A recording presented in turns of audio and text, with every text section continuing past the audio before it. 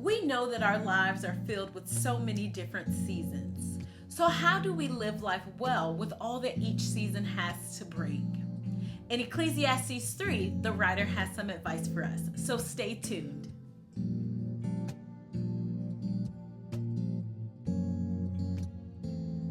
Hi, I'm Angela with Entrusted with the Journey. So, let's look at Ecclesiastes 3 together. Ecclesiastes is a part of the Bible's wisdom literature, along with Proverbs and Job. So Proverbs talks about how God is wise and he is just. It also talks about how God has made the world so that it's fair. The righteous get rewarded, the wicked are punished, and so basically you get what you deserve. Sorry, my kids are screaming.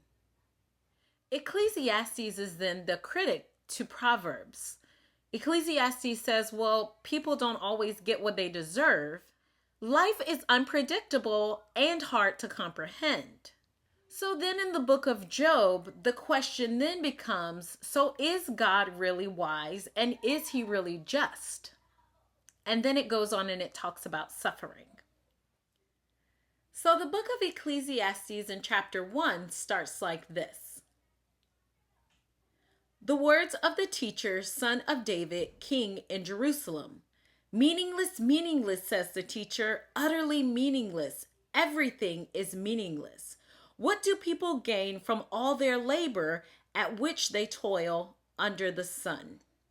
And then in chapter 2, it talks about how pleasure is meaningless. So let's read Ecclesiastes 3 together. For everything there is a season and a time for every matter under heaven. A time to be born, a time to die, a time to plant, and a time to pluck up what is planted, a time to kill and a time to heal, a time to break down and a time to build up, a time to weep and a time to laugh, a time to mourn and a time to dance, a time to cast away stones and a time to gather stones together, a time to embrace and a time to refrain from embracing, a time to seek and a time to lose, a time to keep and a time to cast away, a time to tear and a time to sow, a time to keep silent and a time to speak, a time to love and a time to hate, a time for war and a time for peace. What gain has the worker from his toil? I have seen the business that God has given to the children of man to be busy with. He has made everything beautiful in its time. Also, he has put eternity into man's heart, yet so that he cannot find out what God has done from the beginning to the end. I perceive that there is nothing better for them than to be joyful and to do good as long as they live. Also, that everyone should eat and drink and take pleasure in all his toil. This is God's gift to man.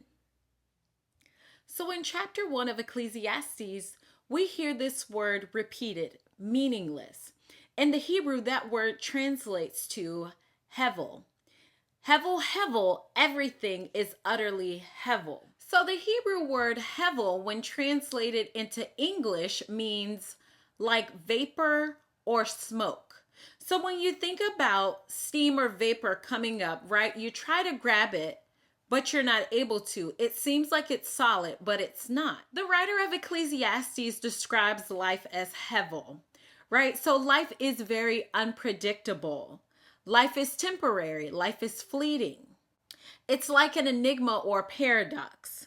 You go and you try and grab it, but you're not able to. So life can be very unpredictable and unstable, and yet filled with goodness and beauty.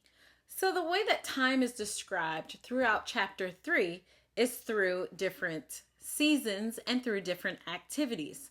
For some of us, we are in the season of we're college students, we're working towards a degree. Some of us are already young professionals pursuing a career. Some of us are in the season of raising families and educating our children. Some of us are in the season of we are empty nesters. Our children are grown. We have sent them on and now we're parenting adult children.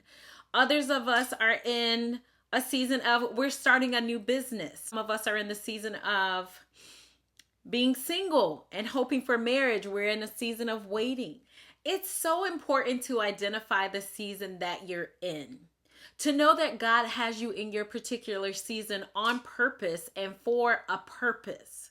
As you understand this more and more, you can take note of the beauty and the challenge that this season brings your life. As I mentioned earlier, the wisdom literature of the Bible is seeking to answer the question, how do we live life well? So in thinking of your season of life, how can you live life well, as it's described as hevel, right? Like vapor or like smoke. You go and try to grab it. Life can be so unpredictable and even unstable. So how can you, in this season of life, live life well? So for me, living life well means the acknowledgement that everything is literally out of my control. Even as hard as I try to plan and organize and give direction, literally everything in my life is out of my control. And this is where God is teaching me in my season of life how to truly trust Him with all that is unpredictable, with all that is uncertain in my life. He is teaching me to not look to people, to not look to my situation, to not even look to inwardly my own self and what I can do to fix things. But God is really teaching me to trust Him, because even if I tried, literally everything in my life is out of my control. So verse 13 of chapter 3 mentions the word toil. Toil can be defined as to labor, to work, to exert strength with pain and fatigue of body or mind, particularly of the body, with effort of some continuance or duration. So what does your toil in this particular season look like? What is causing you to exert energy, strength? What is the pain, right? The way that toil is defined, and it talks about a period of time, right? It says duration or continuance. So what does your toil look like? If any of this information has been helpful for you, or if anything has encouraged you and you are not subscribed, please hit the subscribe button and comment down in the comments of what has been helpful to you. For me, in this season of life with raising little people, trying to help them to grow into decent human beings, my toil, it looks like learning how to parent by taking the things that my parents did that I thought were helpful and great, and then leaving behind those parenting styles that proved to be toxic and even harmful. So for me, this season of life, the toil and the energy literally is taking care of other people. The cooking, the cleaning, the waking up in the middle of the night to take fevers. Like this season of life, I am truly exhausted. The toil in my life at sometimes can also be just these feelings of feeling forgotten, feeling unseen, feeling insignificant. But I know that I'm doing the most important thing. I'm raising my family to love God and doing my... You okay, boo? What's wrong? she pulled my hair. Okay. We're gonna talk to him, okay? Okay. All right. The passage that we just read says that God, has made everything beautiful in its time. Now, when I think about beauty, I have to remember that that doesn't mean that it's easy. And that also doesn't mean that it's carefree, right? So God has made everything beautiful in its time. So our seasons of life can literally be hard, physically exhausting, emotionally all over the place. Have you taken the time to reflect on the beauty of your season of life? It is so easy to point out the negative and all the things that are challenging and hard. And I do believe that we do need to take time to think through those things and Pray about those things for sure.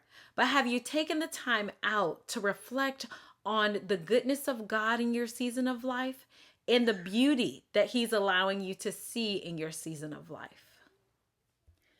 When I think about this season of life for myself with raising little people, I can just be like, man, this season of life is a hot mess. Like, literally, nobody tells you about this season of life, right? Like, first of all, you're trying to raise your family. You're trying to love people with everything that you have and with the little energy you have. And then you're also trying to take care of yourself, right? Like, stay hydrated, work out, make sure that you're mentally you're trying to have your own friendships and be able to have like adult conversations. You're trying to enjoy hobbies and different things like that so that you can stay a person. This season of life can just really feel just out of control, truly. Like, sometimes I look at my life and I'm just like, where are the cameras at? Because I know I'm being punked right now because, like, literally, this cannot be real. Like, why are the kids sick? I just cleaned that, so how is it already a mess? Oh wait, I just got a phone call from a friend who needs me, but I feel pulled in so many different directions because there's so much going on.